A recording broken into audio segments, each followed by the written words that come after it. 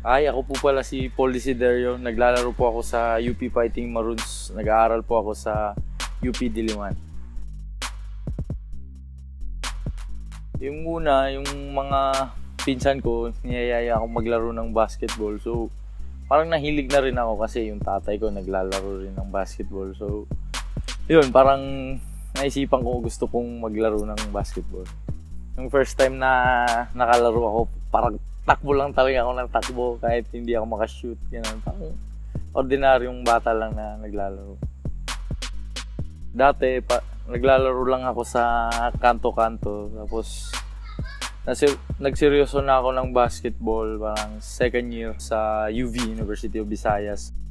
Dahil sa basketball, parang guminhawa rin yung buhay. Unang-una, nakapag-aral kami ng libre dahil sa basketball, di ba?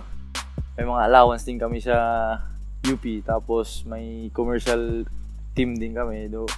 So parang guminhawa rin yung buhay namin sa basketball. Yung una, yung sa basketball, hindi mo talaga hawak yung oras mo kasi may practice, di ba? Tapos kami, yung binabalance lang talaga namin yung studies namin saka yung basketball. Tapos yung friendship naman, parang dami rin kaming, kahit magkalabang kami sa court, pero sa labas ng court na yan, magkaibigan naman kami lahat. Para sa mga bata, wag lang kayong tumigil kung ano yung pangarap nyo sa buhay, talagang tuparin nyo talaga. Kasi pag once na tumigil kayo, talagang walang mangyayari. Kaya tsaga-tsaga lang.